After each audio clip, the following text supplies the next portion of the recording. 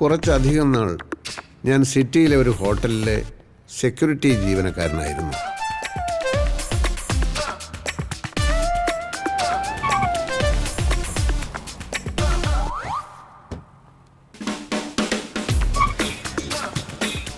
വിധി എന്നല്ലാതെ എന്ത് പറയാം. പണക്കാരുടെ മുമ്പിൽ തലകുനിച്ച് എൻ്റെ നടുവൊടിഞ്ഞു.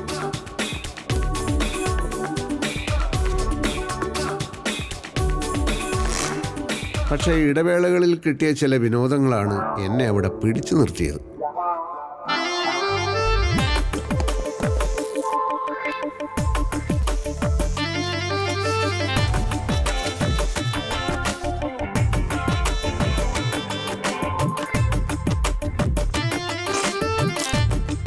ഒളിച്ചിരുന്ന് പണക്കാരൻ്റെ ദേഹത്ത് മുറുക്കി തുപ്പുക, അവരുടെ കാറിൻ്റെ കാറ്റഴിച്ചു വിടുക, ഇതൊക്കെയായിരുന്നു പ്രധാന വിനോദങ്ങൾ. ഒരു ദിവസം 30 കാറുകളുടെ വരെ കാറ്റ് ഞാൻ അഴിച്ചു വിട്ടിട്ടുണ്ട്.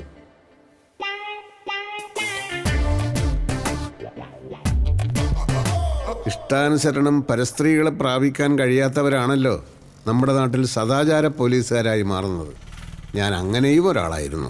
അതല്ല ഇൻസ്പെക്ടർ സാർ, അവർ രണ്ടുപേരും വന്നത് 2 കാറുകളിൽ. ആ സ്ത്രീ ഇറങ്ങി അവൻ്റെ കാറ് കയറി. ഞങ്ങൾ കണ്ടോണ്ടിരിക്കുകയല്ലേ സാർ. കെട്ടിപ്പിടിക്കലും തലോടലും കേരളത്തിനൊരു സംസ്കാരമല്ലേ സാർ? പബ്ലിക് ന്യൂസൻസ് അല്ലേ സാർ ഇത്? ഇനി ഒട്ടും വൈകിക്കൂടാ. പെട്ടെന്ന് പോലീസിനെ അയക്കൂ സാർ. പോലീസിന് മാത്രമല്ല, നമുക്കുണ്ട് ചില ഉത്തരവാദിത്തങ്ങൾ. സ്വാതി, കൺട്രോൾ. നമുക്ക് എന്ത് ചെയ്യാൻ പറ്റും? ഒക്കെ ഫേസ് ചെയ്യാനുള്ള മെന്റൽ സ്ട്രെങ്താണ് ഇപ്പൊ ആവശ്യം.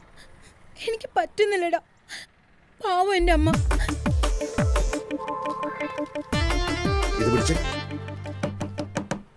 പുറത്തേക്ക് ഇറങ്ങടാ. ഇങ്ങോട്ട് ഇറങ്ങി വാടാ സാമൂഹ്യ വിരുദ്ധ. മനസ്സിലായില്ല? പൊതുസ്ഥലത്ത് വെച്ചാണോടാ നിന്റെ കഴിഞ്ഞാട്ടം? Don't talk rubbish, okay? സദാചാരം ലംഘിച്ചിട്ട് ഇംഗ്ലീഷ് പറയുന്നോടാ പട്ടി. അയ്യോ റോജ,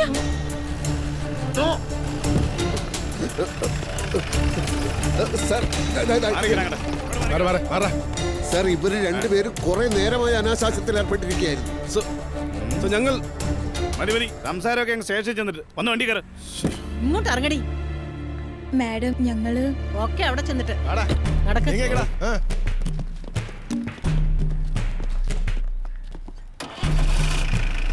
കേറടി.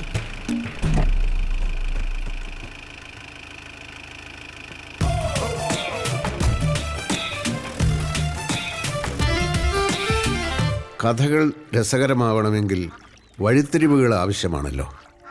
ഞാൻ ജോലി ചെയ്തിരുന്ന ഹോട്ടലിൻ്റെ പുറകിലായി ഒരു കുളവും പരിസരവുമുണ്ട്. അവിടെ വെച്ചാണ് എൻ്റെ ജീവിതത്തിലെ ഒരു പ്രധാന സംഭവം നടക്കുന്നത്.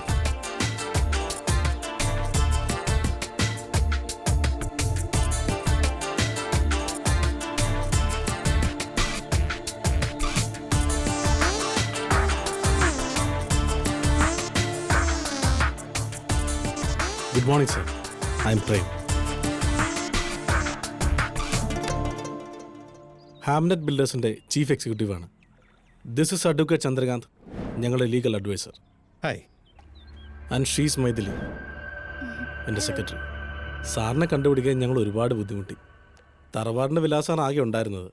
അവിടെ നിന്നൊക്കെ താമസം മാറിയിട്ട് വർഷങ്ങൾ കഴിഞ്ഞു എന്ന് അറിഞ്ഞു. എന്നെ കൊണ്ട് നിങ്ങൾക്ക് എന്താ ആവശ്യം? അത് മിസ്റ്റർ അശോകന് ഒരു സിസ്റ്റർ ഉണ്ടായിരുന്നില്ലേ, ഇന്ദിര? ഓവ്, അവർ ചെന്നൈയിലായിരുന്നു. 2 മാസം മുമ്പ് മരിച്ചു. അതെ, മരിക്കുന്നതിന് മുമ്പ് അവരുമായിട്ട് ഞങ്ങളുടെ കമ്പനി ഒരു ഡീൽ ഉറപ്പിച്ചിരുന്നു. ഇവിടെ അടുത്ത് ചേറ്റക്കുന്നിൽ അവരൊരു 67 സെന്റ് സ്ഥലം വാങ്ങിയിരുന്നായി സാറിന് അറിയാമായിരുന്നോ?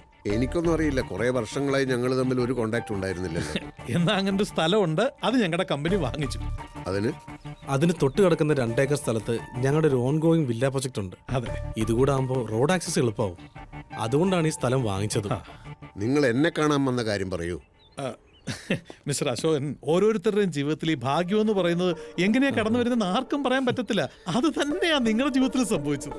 100 കണക്കിന് ലോട്ടറി ടിക്കറ്റ് എടുത്ത് കുടുംബത്തെ പട്ടിണി കിട്ടവനാ ഞാൻ. അതുകൊണ്ട് എന്നോട് ഭാഗ്യത്തെ പറ്റി കൂടുതലൊന്നും പറയണ്ട. അല്ല, ഞങ്ങൾ പറയട്ടെ സാർ. ഈ സ്ഥലം വെച്ച് 2 കോടി രൂപയോളം ഇന്ദിര മാഡം ലോൺ എടുത്തിരുന്നു. എന്തോ ബിസിനസ്സിനോ മറ്റോ. സ്ഥലത്തിന് മൊത്തം വില നിശ്ചയിച്ച് 2.5 കോടി. അതിൽ 2 കോടി കടം തീർക്കാൻ ആദ്യമേ കൊടുത്തു. ലോൺ ക്ലോസ് ചെയ്ത് ഒറിജിനൽ ഡോക്യുമെന്റ്സ് മുഴുവൻ ഞങ്ങൾ ഏൽപ്പിച്ചു. അപ്പോഴേക്കായിരുന്നല്ലോ അപ്രതീക്ഷിതമായിട്ട് അവരുടെ മരണം. കഴിഞ്ഞ കുറേ ആഴ്ചകളായി ഞങ്ങൾ ശരിക്കും വിഷമിച്ചു പോയി. സെയിൽ ഡീൽ ഡോക്യുമെന്റ്സ് ഒക്കെ സൈൻ ചെയ്തിരുന്നെങ്കിലും രജിസ്ട്രേഷൻ കഴിഞ്ഞില്ലല്ലോ. അവർക്ക് മക്കളില്ല, ഭർത്താവ് നേരത്തെ മരിച്ചു. നിയമപ്രകാരം ഇപ്പൊ ആ സ്ഥലത്തിന്റെ ജീവിച്ചിരിക്കുന്ന ഒരേ ഒരു അവകാശി മിസ്റ്റർ അശോകന. ഞങ്ങൾ തരാനുള്ള 50 ലക്ഷം സ്വീകരിക്കുക, എന്നിട്ട് ആ സ്ഥലം എത്രയും പെട്ടെന്ന് ഞങ്ങൾക്ക് രജിസ്റ്റർ ചെയ്ത് തരും. അതെ, ഓഫീസ് അഡ്രസ്സ് ഇതിലുണ്ട്. എപ്പോഴാണ് സൗകര്യം എന്ന് വെച്ച് കഴിഞ്ഞാൽ ഓഫീസിലേക്ക് വരിക. വിശദമായി അവിടെ വെച്ച് സംസാരിക്കാം. ശരിയെന്നാ.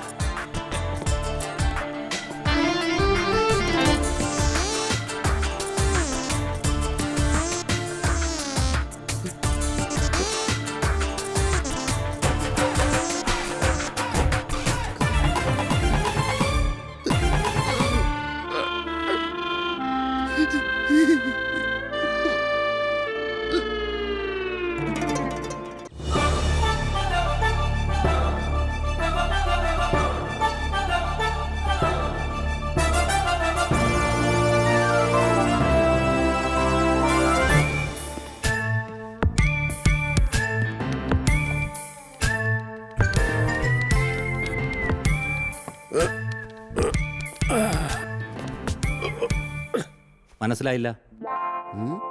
ഇത്രയും വർഷക്കാലം ഈ ഹോട്ടലിൽ നിങ്ങൾ മാനേജറായിട്ടും ഞാൻ സെക്യൂരിറ്റിക്കാരനായും ജോലി ചെയ്തിട്ട് എന്നെ മനസ്സിലായില്ലെന്നോ? താൻ എന്റെ മുന്നിൽ വന്നിങ്ങനെ കസേര കയറി ഇരിക്കാറില്ലല്ലോ. കാലം മാറുകയല്ലേ. എഴുതാക്കടോ. ഇവിടെ സെക്യൂരിറ്റിക്കാരനായി തുടരാൻ ആഗ്രഹിക്കുന്ന ഒരാളിനോടാണെങ്കിൽ നിങ്ങൾക്ക് ഇങ്ങനെ ആജ്ഞാപിക്കാം. അങ്ങനെ അല്ലാത്ത പക്ഷം ഇങ്ങനെ സംസാരിച്ചാൽ ഭാവിയിലെ നല്ലൊരു കസ്റ്റമറിനെ ആയിരിക്കും നിങ്ങൾ നഷ്ടപ്പെടുത്തുന്നത്. താൻ എന്തൊക്കെയാണ് ഈ പുലമ്പുന്നത്? ഇവിടുത്തെ 13 സ്യൂട്ട് റൂം ഉണ്ടല്ലോ, തിങ്കളാഴ്ച മുതൽ 10 ദിവസത്തേക്ക് അതെൻ്റെ പേരിൽ ബുക്ക് ചെയ്തിട്ടേക്ക്. ഫാമിലിയുമായിട്ട് ഞാൻ വരും. ഒരു സെക്യൂരിറ്റി, ഒരു റൂം ബോയ്, ഫുൾ ടൈം മുറിയുടെ വാതിൽക്കൽ കാണണം. ഞങ്ങളുടെ ഏതാവശ്യത്തിനും ഓടിയെത്താൻ. അതിൻ്റെ പൈസ ഞാൻ വേറെ തരും. Good bye.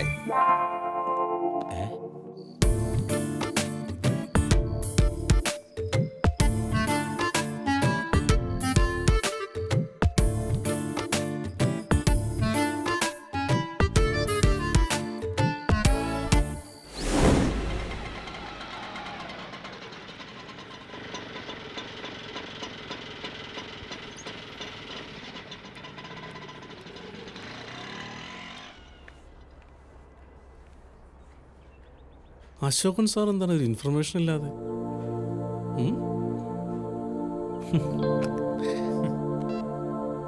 Maithili. Hi sir, hearty welcome. വരൂ സർ, പ്രേം ക്യാബിനിലുണ്ട്. വിളിച്ചിരുന്നെങ്കിൽ വണ്ടി അയക്കുമായിരുന്നല്ലോ. അക്കാര്യം ഞാൻ ആലോചിച്ചില്ല. സർ എവിടെയാ താമസം? തോട്ടക്കാട്. ഓ വരൂ സർ.